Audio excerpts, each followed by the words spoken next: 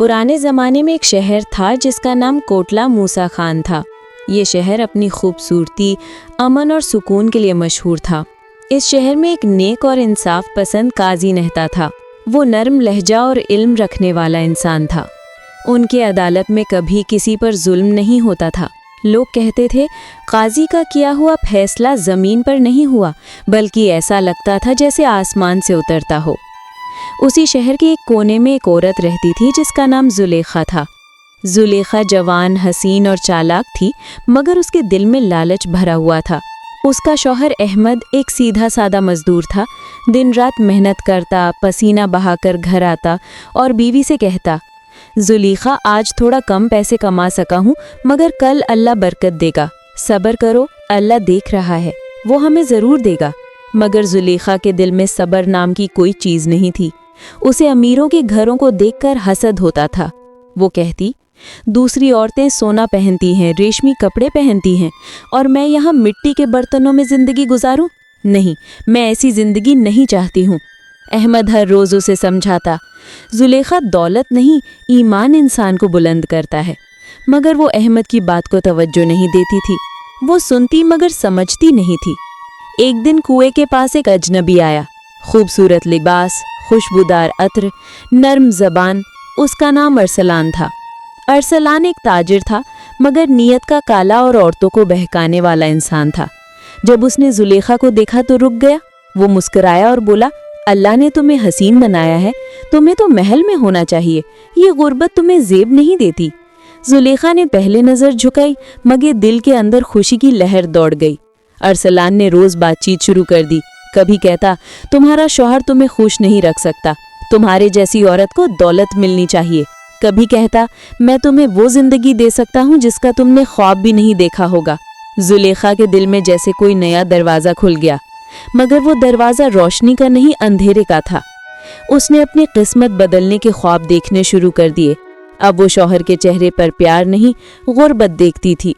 हर दिन अहमद के साथ उसका रवैया सख्त होता गया और उसका दिल गुनाह की तरफ झुकने लगा। आखिरकार एक दिन उसने अरसलान से कहा, अगर मैं आज़ाद हो जाऊं तो तुम मुझे अपने साथ ले जाओगे?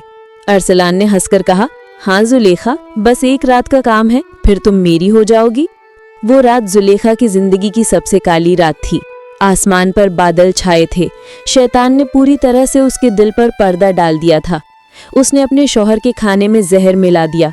शौहर घर आया, मोहब्बत से बोला, जुलेखा आज तुमने खाना बहुत अच्छा बनाया है, अल्लाह तुम्हें सलामत रखे। वो मुस्कुराई मगर अंदर से कांप रही थी। अहमद ने खाना खाया, कुछ देर बाद जमीन पर गिर गया। वो तड़पने लगा। जुलेखा की आंखों से आंसू बहने लगे, मगर हाथ नहीं रुके।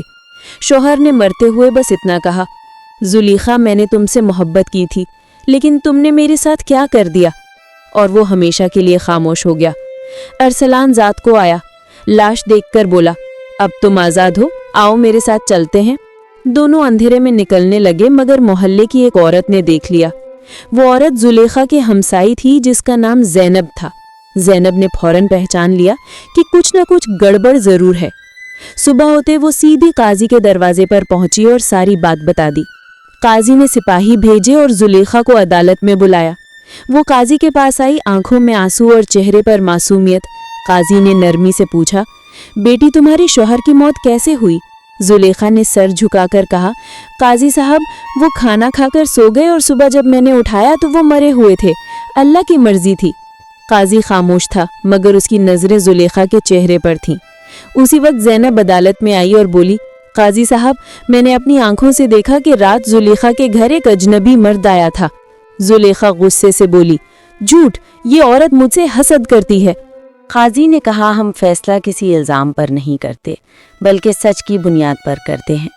उन्होंने सिपाहियों को हुक्म दिया कि जुलेखा के घर की तलाशी ली जाए। सिपाही तलाशी लेने के लिए चले गए। जब वो वापस आए तो उनके हाथ में एक छोटी सी शीशी थी जिसमें जहर के आसार थे।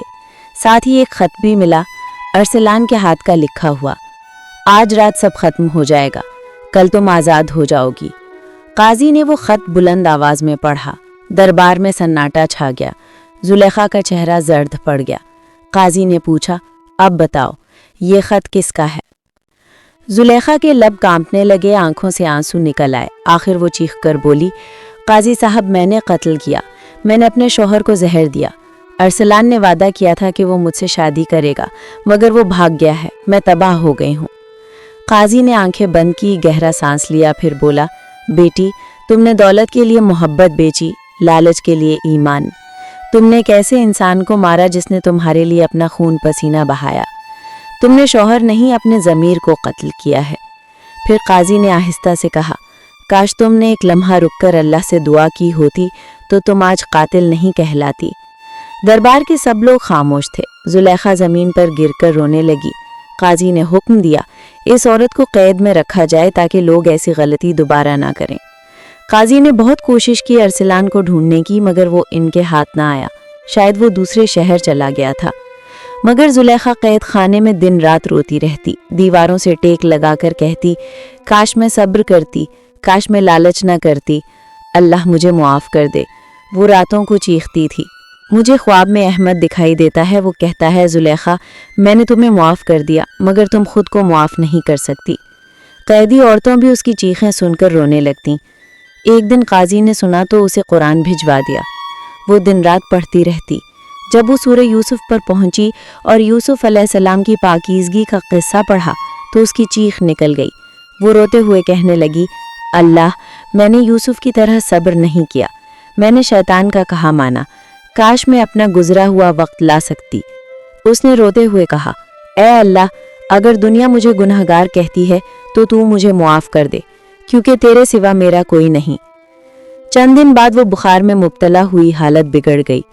रात के वक्त उसने वुज़ू किया, कुरान अपने सीने से लगाया और सजदे में गिर पड़ी। सुबह जब सिपाही आए तो देखा कि वो सजदे की हालत में मर चुकी थी। उसके हाथ कुरान के सफ़े पर थे जिस पर लिखा था, अल्लाह तौबा कबूल करने वाला और रहम फरमाने वाला है।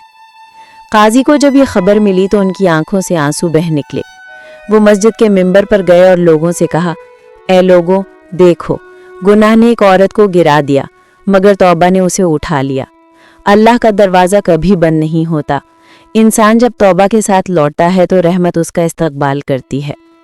जो लोग दौलत के लिए ईमान बेचते हैं वो कभी सुकून नहीं पाते। याद रखो, दुनिया के काजी से बच सकते हो, मगर अल्लाह के काजी से नहीं। उस दिन शहर के लोग खामोश हो गए, कोई किसी की इज्जत पर उंगली नहीं उठाता था। औरतें अपने घरों में बैठकर अपने शौहरों की कद्र करने लगीं। जुलेखा की कब्र के पास अक्सर औरतें आकर कहतीं, ये कब्र एक सबक है कि अगर औरत सब्र करे तो जन्नत पा सकती है, और अगर लालच करे तो दुनिया और आखिरत दोनों खो देती है।